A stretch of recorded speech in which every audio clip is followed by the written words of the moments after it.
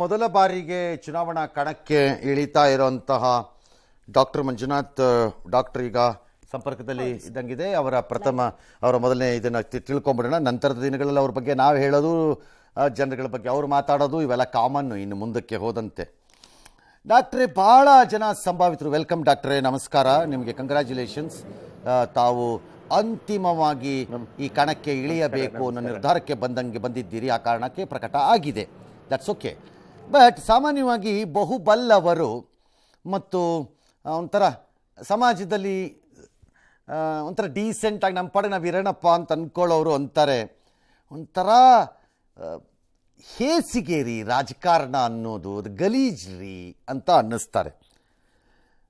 ನಿಮ್ಮ ಪರಿಶುದ್ಧ ಜೀವನದಲ್ಲಿ ಈಗ ಹಾಗೆ ಅನ್ನಿಸ್ತಿದೆಯಾ? ಗಲೀಜು ಏನೋ ಅಂಟ್ಕೊಂಬಿಡತ್ತೆ ಅಂತ. ಅಂದರೆ ಈ ಪ್ರಶ್ನೆಗೆ ಉತ್ತರ ಕೊಡೋದು ಬಹಳ ಕಷ್ಟ ಅನಿಸುತ್ತೆ. ಬಟ್ ಆದರೂ ಎಲ್ಲೋ ಒಂದು ಕಡೆ ನಾವು ಈಗ ಸೂರ್ಯನ ಕಿರಣ ಬಿದ್ದರೆ ಎಲ್ಲ ಕಡೆ ಬಿದ್ದರೂ ಕೂಡ ಅದು ಅದೇನಾಗೋದಿಲ್ಲ ಅನಿಸುತ್ತೆ. ಯಾಕೆಂದರೆ ಅದಕ್ಕೋಸ್ಕರ ನೀವು ಹೇಳೋದು ನಿಜ. ಒಂದೊಂದು ಸರಿ ಪ್ರಾರಂಭದಲ್ಲಿ ಅನ್ನಿಸ್ತಾ ಇತ್ತು, ಇನ್ನು ಕೆಲವರು ನಿಮ್ಮ ಈ ದೀರ್ಘಕಾಲದ ಆರೋಗ್ಯ ಕ್ಷೇತ್ರದಲ್ಲಿ ಮಾಡಿರ್ತಕ್ಕಂಥ ಸಾಧನೆಯ ಅನುಭವ ಮತ್ತು ಅದರ ಕೊಡುಗೆ ಕೇವಲ ರಾಜ್ಯಕ್ಕೆ ಮಾತ್ರ ಸೀಮಿತವಾಗಿರಬೇಕು, ಇದು ರಾಷ್ಟ್ರೀಯ ಮಟ್ಟಕ್ಕೆ ಯಾಕೆ ನೀವು ಸೇವೆ ಕೊಡಬಾರ್ದು ಅನ್ನುವ ಹಲವಾರು ಪಕ್ಷಾತೀತವಾಗಿ ಹಲವಾರು ಜನ ನನಗೆ ಅವರ ಅಭಿಪ್ರಾಯ ಹೇಳಿದರು. ಅಂದರೆ ಅಭಿಪ್ರಾಯ ಹೇಳಿರೋದ್ರಲ್ಲಿ 80% ಜನ ನೀವು ರಾಜಕೀಯಕ್ಕೆ ಬಂದು, ನಾನು ರಾಜಕೀಯ ಕ್ಷೇತ್ರಕ್ಕೆ ಬಂದಿರುವ ಹಿನ್ನೆಲೆ ಅಥವಾ ಉದ್ದೇಶ ರಾಜಕೀಯ ಮಾಡಲಿಕ್ಕಂತೂ ಇಲ್ಲ, ಇದನ್ನು ಸಾಧನೆಯ ವೇದಿಕೆಯಾಗಿ ಸಾಧನೆಗೆ ಒಂದು ಭೂಮಿಕೆಯಾಗಿ ಉಪಯೋಗಿಸ್ಕೋಬೇಕು ಅನ್ನುವ ಚಿಂತನೆಯ ಹಿನ್ನೆಲೆಯಲ್ಲಿ ನಾನು ಬಂದಿದ್ದೇನೆ. ಡಾಕ್ಟ್ರೇ, ಇತ್ತೀಚೆಗೆ ನಡೆದ ಒಂದು ನಿಮ್ಮ ಅಭಿನಂದನಾ ಸಮಾರಂಭದಲ್ಲಿ ನಾನು ಭಾಗಿಯಾಗಿದ್ದೆ. ಹಾಗಾಗಿ ಅದನ್ನು ಜನಕ್ಕೂ ಹೇಳಿಬಿಡಬೇಕು. ಆ ಭಾಗಿಯಾದಾಗ ನಾನು ನಿಮ್ಗೆ ಹೇಳಿದೆ, ಎಲ್ಲವೂ ಆಗಿ ಸಮಾಜ ನಿಮಗೆಲ್ಲವನ್ನು ಕೊಟ್ಟ ಮೇಲೆ ನೀವೀಗ ಕಂಟೆಸ್ಟ್ ಮಾಡೋ ಅವಕಾಶ ನಿಮಗೆ ಸಿಕ್ಕಿದ್ರೆ ನೀವು ಆ ತೀರ್ಮಾನ ತಗೊಂಡ್ರೆ ಅಂತ ನಾನು ಹೇಳಿದ್ದೆ ಅವತ್ತು. ಕಳ್ಕೊಳ್ಳೋದು ಏನಿಲ್ಲ ನಿಮ್ಗೆ ಅದರಿಂದ ಅಂತ ನನ್ನ ವಾದ ಇತ್ತು. ಹಾಗಾಗಿ ಈಗ ಬಹುಜನರಿಗೆ ಆಶ್ಚರ್ಯ ಆಗುತ್ತಿರುವುದು, ನೀವು ಬಂದಿದ್ದಲ್ಲ, ನೀವು ಬರುತ್ತಿರುವ ಪಾರ್ಟಿ. ದೊಡ್ಡ ರಾಜಕೀಯ ಕುಟುಂಬದೊಳಗಡೆ ಕೂತ್ಕೊಂಡು 35 ವರ್ಷ ಕಾಲ ಕಳೆದಿರೋ ನೀವು ದಿಢೀರಂತ ಇನ್ನೊಂದು ಪಾರ್ಟಿ ಸಿಂಬಲ್ ಮೇಲಕ್ಕೆ ಹೋಗ್ಬಿಟ್ರಲ್ಲ, ಹೆಂಗಿದು? ಇದು ಒಂಥರ ಅರ್ಥವಾಗ್ತಿಲ್ವಲ್ಲಪ್ಪ ಅಂತ ಕೆಲವರ ಪ್ರಶ್ನೆ. ಅಂದರೆ ಏನಾಗಿದೆ, ಇವಾಗ BJP ಮತ್ತು JDS ಮೈತ್ರಿ ಅಭ್ಯರ್ಥಿಯಾಗಿ ನಾನು ಸ್ಪರ್ಧೆ ಮಾಡ್ತಾ ಇದ್ದೇನೆ. ಸೊ ಅಂದರೆ ಒಂದು NDA ಒಕ್ಕೂಟದಲ್ಲಿ ವ್ಯವಸ್ಥೆಯಲ್ಲಿ ಇದು ಮಾಡ್ತಾ ಇದ್ದೇನೆ. ಹಾಗಾಗಿ ಇದು ಸಮ್ಮತಿ ಇದೆ ಇದಕ್ಕೆ. ಅಂದರೆ ನಿಮ್ಮ ಶ್ರೀಮತಿಯವರು ಮನೆಯಲ್ಲಿ ಅಳೋದು ನಿಲ್ಲಿಸಿದಾರೋ ಏನು? ಹಂಗಂದ್ರೆ ಏನು? ಇದೆಲ್ಲ ದೊಡ್ಡವರ ಮಟ್ಟದಲ್ಲಿ ಚರ್ಚೆ ಆಗಿದೆ ಇದು. ಹಾಂ, ಸೊ ದೊಡ್ಡವರೆಲ್ಲ ಸೇರಿ ಒಪ್ಪಿಸಿದಾರ ಅವ್ರನ್ನ. All right. ಭಾಳ ದೊಡ್ಡ ಒಂದು ಸ್ಪರ್ಧೆ ನಿಮಗಿದು. ಯಾಕಂದರೆ ಭಾಳ ತೀಕ್ಷ್ಣವಾದಂತಹ ಕ್ಷೇತ್ರ ಗ್ರಾಮಾಂತರ ಬೆಂಗಳೂರು. ನೀವು ಎದುರಿಸ್ತಾ ಇರುವಂಥ ಅಭ್ಯರ್ಥಿ ಕೂಡ ಅಷ್ಟೇ ಪರಿಣಿತರು, ನುರಿತವರು ರಾಜಕಾರಣದಲ್ಲಿ.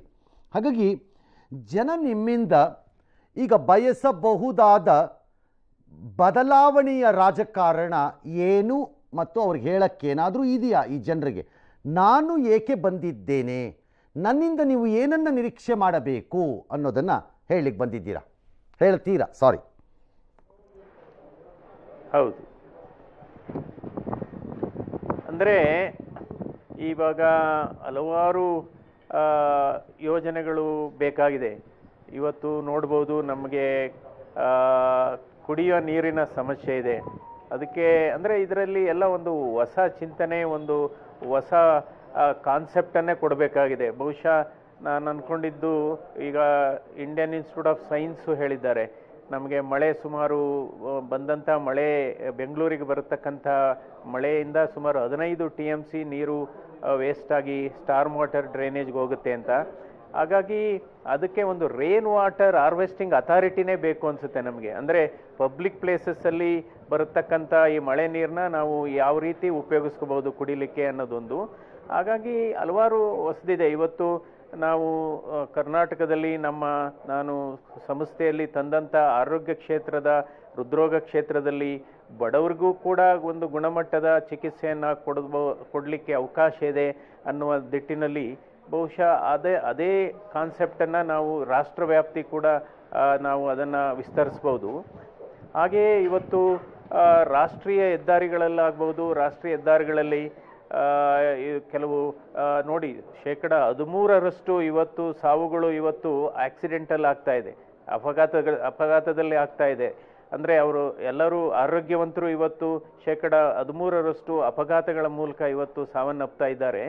ಅಂಥವ್ರಿಗೆ ನನ್ನ ಅರ್ಥದಲ್ಲಿ ಒಂದು ಈಗ ನ್ಯಾಷನಲ್ ಹೈವೇ ಅಥಾರಿಟಿ ಇಂದನೇ ಒಂದು ಎಮರ್ಜೆನ್ಸಿ ಟ್ರಾಮಾ ಕೇರ್ ಹಾಸ್ಪಿಟ್ಲ್ಗಳು ನಿರ್ಮಾಣ ಆಗಬೇಕು. ಹಾಗೆಯೇ ಇವತ್ತು ಸಿಲ್ಕ್ ಟ್ರೇಡ್ ಆಗ್ಬೋದು ಅಥವಾ ಸಿಲ್ಕು ಅದಕ್ಕೆ ಒಂದು ಅಂತಾರಾಷ್ಟ್ರೀಯ ಸ್ಪರ್ಶ ಬೇಕು ಅನ್ಸುತ್ತೆ. ಅದಕ್ಕೋಸ್ಕರ ಒಂದು ಸಪ್ರೇಟ್ ಒಂದು ಬೋರ್ಡು ಅಥವಾ ಸ್ಮಾಲ್ ಯೂನಿವರ್ಸಿಟಿ ಈ ತರ ಮಾಡಬಹುದು ಅಂತ ಅನ್ಸುತ್ತೆ. ಹಾಗಾಗಿ ಅಂದ್ರೆ ಈ ಲೋಕಸಭೆ ಚುನಾವಣೆಗೂ ವಿಧಾನಸಭೆ ಚುನಾವಣೆಗೂ ಬಹಳ ವ್ಯತ್ಯಾಸ ಇದೆ. ಇಲ್ಲಿ ರಾಷ್ಟ್ರೀಯತೆ ಬಗ್ಗೆ ಯೋಚನೆ ಮಾಡಬೇಕಾಗುತ್ತೆ, ರಾಷ್ಟ್ರದ ಹಲವಾರು ದೃಷ್ಟಿಕೋನಗಳಿಂದ ಯೋಚನೆ ಮಾಡಬೇಕಾಗುತ್ತೆ. ಅಂದ್ರೆ ಲೋಕಸಭಾ ಅಭ್ಯರ್ಥಿಯ ಜವಾಬ್ದಾರಿ ಕೇವಲ ಆಯ್ತು ಆ ಕ್ಷೇತ್ರಕ್ಕೆ ಸೀಮಿತವಾಗಿರ್ಬೇಕು ಅಂತ ಇಲ್ಲ. ಕ್ಷೇತ್ರ ಬಿಟ್ಟು ಅದರ ವ್ಯಾಪ್ತಿ ಕ್ಷೇತ್ರಕ್ಕೆ ಮತ್ತು ಕ್ಷೇತ್ರ ಬಿಟ್ಟು ಅದರ ವ್ಯಾಪ್ತಿ ಇರುತ್ತೆ ಅಂತ ನನ್ನ ಅನಿಸಿಕೆ. ಆಲ್ ರೈಟ್ ಡಾಕ್ಟ್ರೇ, ವೆಲ್ಕಮ್ ಟು ಪಾಲಿಟಿಕ್ಸ್. ಸಮ್ಟೈಮ್ಸ್ ಹೇಳ್ತಾರೆ ಹೃದಯಗಳು ಭಾಳ ಕಾಂಪ್ಲಿಕೇಟೆಡ್ ಅಂತ. ಈಗ ಈ ಚುನಾವಣಾ ಹೃದಯವನ್ನು ಹೇಗೆ ನಿಭಾಯಿಸ್ತೀರಿ ಅನ್ನೋದು ನಿಮಗೆ ಬಿಟ್ಟಿದ್ದಿದ್ದು ಮತ್ತು ಜನರಿಗೆ ಬಿಟ್ಟಿದ್ದಿದ್ದು. All the best. God bless you sir. ಒಳ್ಳೆಯದಾಗಲಿ. Thank you. ಆಲ್ ರೈಟ್, ಇದು ಡಾಕ್ಟರ್ CN ಮಂಜುನಾಥ್, ಜಯದೇವ ಹೃದ್ರೋಗ ಸಂಸ್ಥೆಯ ನಿವೃತ್ತ ನಿರ್ದೇಶಕರಾಗಿ ಈಗ ಚುನಾವಣಾ ಕಣಕ್ಕೆ ಪ್ರವೇಶ ಮಾಡಿದ್ದಾರೆ. DK ಸುರೇಶ್ ವಿರುದ್ಧ ಬೆಂಗಳೂರು ಗ್ರಾಮಾಂತರ ಕ್ಷೇತ್ರದಲ್ಲಿ ಸ್ಪರ್ಧೆಯನ್ನು ಮಾಡ್ತಾರೆ. ಇದೊಂದು ಪ್ರತಿಷ್ಠಿತ ಸ್ಪರ್ಧೆಯಾಗುವುದರಲ್ಲಿ ಯಾವ ಅನುಮಾನವೂ ಇಲ್ಲ.